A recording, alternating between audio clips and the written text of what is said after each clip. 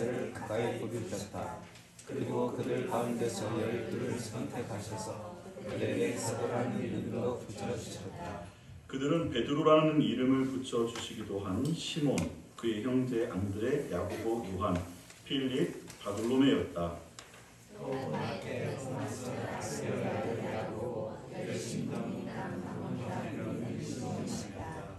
또 야고보의 아들 유다와 가롯 사람 유다였다.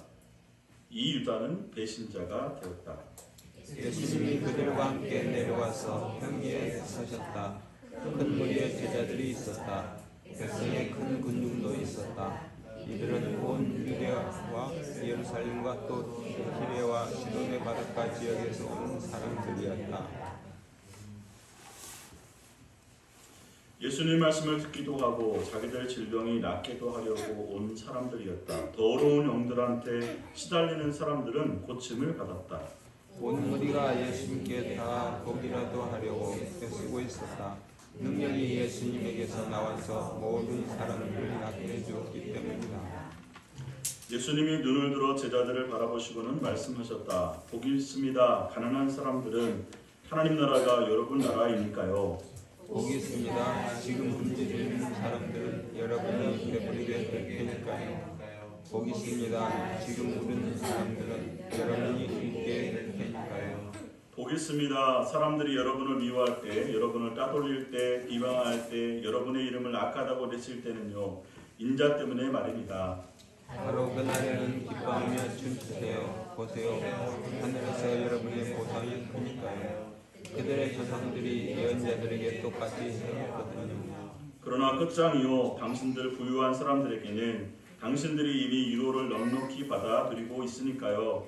끝장이요. 당신들에게는 지금 배부른 사람들, 당신들이 굶주리게 될 테니까요. 끝장이요. 지금 웃는 사람들, 당신들이 슬퍼하고 울게 될 테니까요. 다 같이 봅니다. 끝장이요. 당신들을 두고 모든 사람들이 좋은 말을 해줄 때는요. 그들의 조상들이 거짓 예언자들에게 꼭 이같이 하곤 했었거든요. 아멘. 주님이 꿈꾸시는 교회라는 제목으로 오늘 말씀 나누는 하나님의 뜻 나눌 텐데 그 전에 우리 친구들 찬양, 특별 찬양 안 했어요? 안 해도 돼요? 준비를 안 했다고요? 네, 그럼 바로 말씀 이어가겠습니다. 시험 공부하느라고 찬양 연습도 못하셨군요.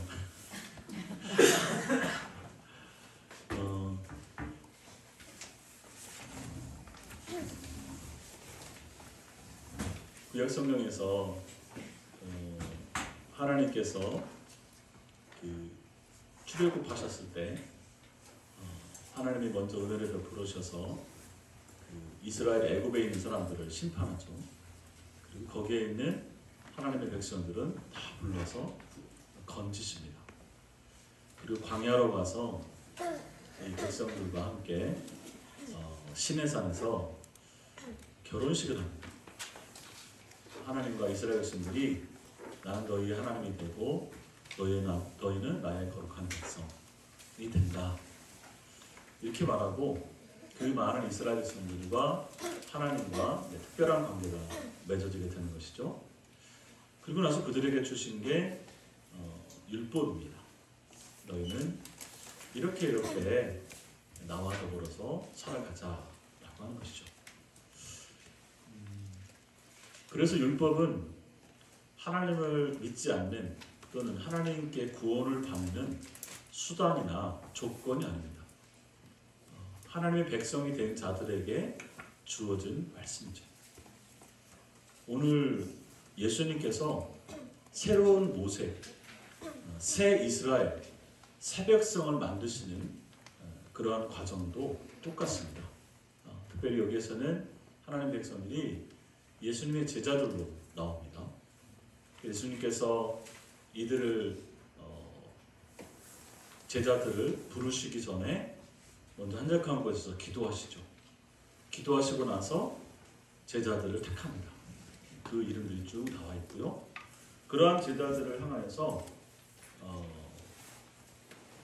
이전에 그 있었던 모든 아픔들 다 치료해 주시고 나서 마치 율법을 주는 것처럼 우리가 마태복음에는 팔복으로 되어 있는데 여기 이 말씀을 주십니다. 하나님 나라의 백성들이, 하나님 나라의 제자들이, 하나님 나라의 하나님의 자녀들이 어떻게 살아가야 되느냐라고 하는 것이죠.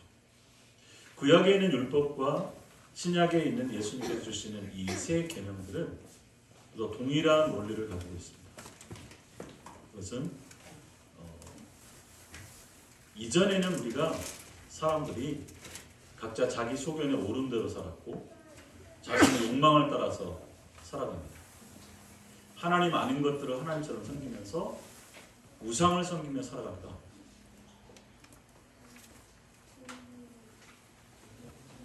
힘이 있는 게 좋은 거야.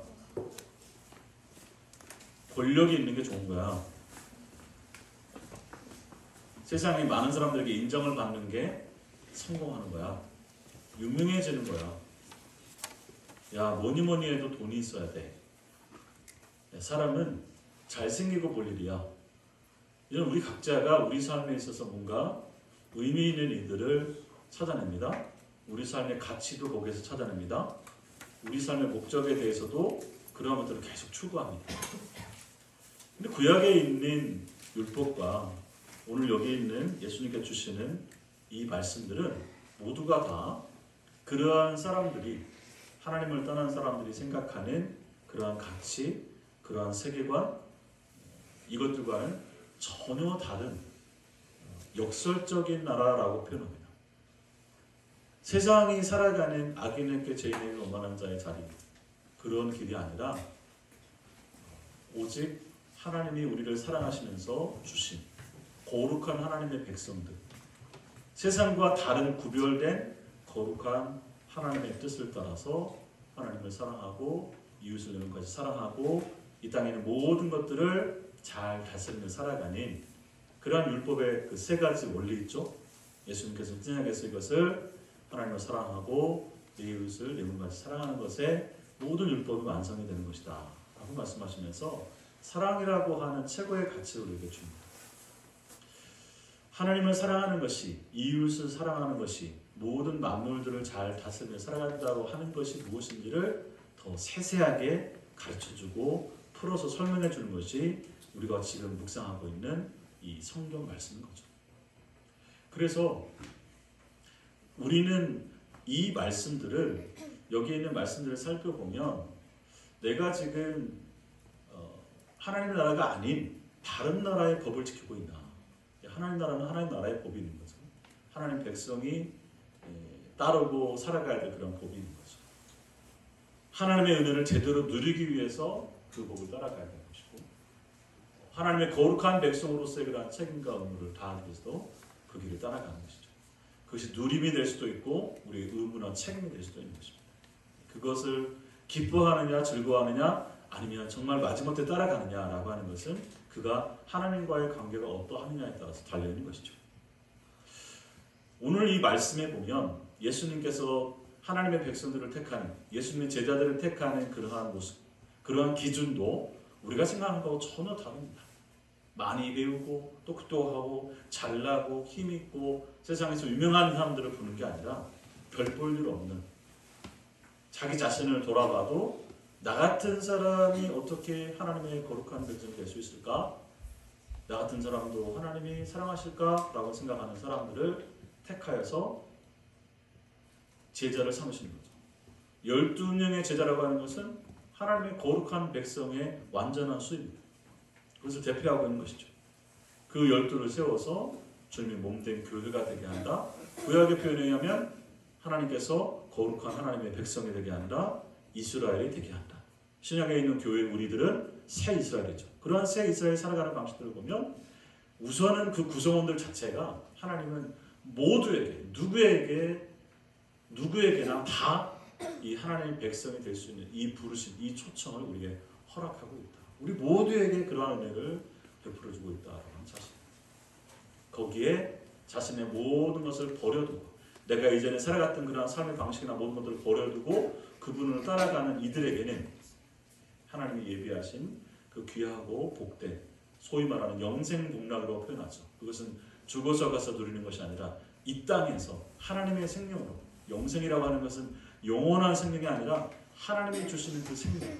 하나님이 주신 생명은 뭐예요? 세상 삶을 살아가는 그러한 중요한 가치의 삶의 목적이 아니라 하나님이 우리에게 주시는 그러한 가치와 목적을 누리며 살아가는 존재라는 뜻입니다. 그러한 영생 그리고 복락을 누린다라고 하는 것도 하나님의 복, 하나님의 복은 우리가 하나님 백성이 된 겁니다. 그리고 낙을 누린다는 뭐예요? 하나님과 더불어 함께 살아간다. 이 말을 한꺼번에 한문으로 영생복락이라고 표현합니다. 예전에 우리는 죽어서 저기 어디 가야 누리는 거라고 생각을 했었어요. 그런데 예수님께서는 이 땅에 오셔서 우리에게 지금 너희가 하나님의 나라가 너희 가운데 있면서 너희가 이 복락을 누리며 살아가는 것이다. 그렇게 살펴봤더니 세상 사람들이 생각하는 것은 전혀 다른 겁니다. 그러한 모습들이. 세상에서는 안 되는, 또 치료하고 고칠 수 없는 것에 대해서 예수님이 다 고쳐주시는 거죠. 그러한 모든 것들이 다 이루어지는 나라가 바로 하나님 나라요. 그러한 사람들이 모여있는 이 공동체가 주님의 몸된 교회다라고 말하는 겁니다. 교회가 이퀄 하나님의 나라는 아닙니다. 그렇죠? 그러나 교회는 하나님 나라의 백성들이 모여있는 공동체죠. 그 공동체 안에는 자칭 죄인들이라고 하는 사람들이 모여있기 때문에 말도 많고 탈도 많고 문제도 많습니다. 그럼에도 주님은 그 몸을, 몸된 교회를 버리지 아니하시고 내치지 아니하시고 끝까지 품으시면서 온전하게 살아갈 수 있도록 해주신 것이죠. 우리가 조금 더 성숙해진 자들이라고 한다면 이 하나님 나라의 가치에 대해서 면밀하게 살펴볼 필요가 있는 겁니다. 오늘 20절 이후에 있는 말씀들을 보면 모두가 다 세상 사람들이 살아가는 가치와 방법과 기준과 다릅니다. 세상에서는 힘 있는 자가 왕이지만 여기에서는 힘없고 연약한 자들을 하나님께서 택하셔서 제자로 세우시는 거죠. 고통받고 아픈 사람들은 쓸모없다고 말하는데 하나님은 그들을 붙잡아서 말을 막대기 못한 그들을 붙잡아서 하나님 나라의 귀한 일꾼으로 세우신 겁니다. 세상에서는 자기만을 위해서 살아가는 그러한 사람들의 삶의 방식인데 하나님의 나라는 자기만을 위해서가 아니라 타인을 위해서, 이웃을 위해서도 아낌없이 자기의 모든 것들을 내어줄 수 있는 그러한 삶을 살아가는 사람들이죠. 이런 사람들, 그리고 이웃의 그 고통과 아픔에 대해서 애통해하면서 우리가 하나님의 거룩한 뜻을 따라 살아가는 거에 있어서 사람들은 비난하고 조롱하는데 그렇게 살지 못해서 쓰러져가는, 무너져가는 그런 세상을 바라보면서 안타까워하면서 그것을 남의 일처럼 나와 상관없는 일처럼 생각하는 것이 아니라 함께 이웃과 더불어서 우는 자들과 함께 울고 함께 아파하고 함께 그들을 회복할 수 있도록 힘쓰고 노력하는 그런 삶, 이런 것이 그리스도인 삶입니다.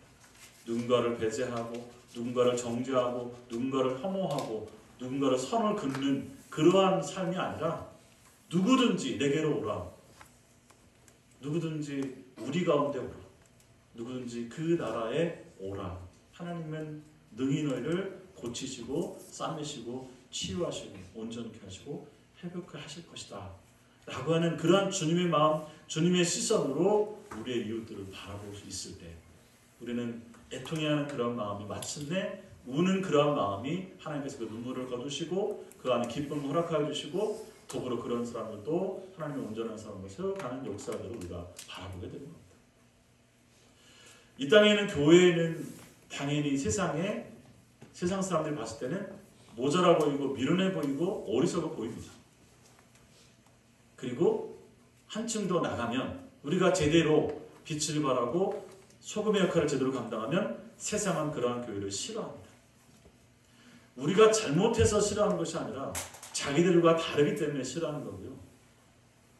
우리가 이상한 행동을 하고 하는 코로나 때 그 예배를 드리고 또 지금 잘못된 어떤 그런 행동을 하는 이기적인 이러한 상업 집단 같은 이상한 사이코패스 같은 집단 같은 그러한 일을 해서 우리가 욕먹는 게 아니라 우리가 그들과 다른 거룩한 하나님의 나라의 그 뜻을 따라서 살아가는 것 때문에 그들이 싫어하고 혐오하고 오히려 우리를 비난하는 것입니다. 그러한 핍박과 고난을 받을 때 오히려 즐거워해라. 왜? 우리가 지금 제대로 살고 있는 것이다. 그것을 증명하는 것이죠. 하나님께서 그런 자들을 기억하신다고 말씀하시는 겁니다. 그런데 자기가 잘못해놓고 세상에 욕하면 그것을 핍박이라고 말하고 우리는 끝까지 이것을 지키는 자들이라고 착각하는 그러한 어리석음들이 있는 거죠. 잘못된 겁니다. 그러므로 우리가 어떻게 하면 이 역설적 하나님 나라의 거룩한 백성의 길, 이 제자의 길을, 이 하나님의 자녀된 그러한 길들을 온전히 걸어갈 수 있을까? 누가는 이런 사실을 기록하면서 끊임없이 성령의 역사, 성령의 충만함, 성령의 동행, 성령의 도우심을 강조하고 강조합니다. 성령이 충만하여 성령이 너희와 함께 하시면 너희가 그 길을 능히 행하시고 성령이 너희에게 임하시면 너희가 권능을 받고 예루살렘과 온 유대와 사마리아 땅까지 이르러서 내 증인으로서 이 하나님의 거룩한 자녀로서 거룩한 백성으로서 이 제자로서 주님의 몸된 교회로서 끝까지 승리할 수 있다라고 하는 것을 우리에게 가르쳐주고 있습니다.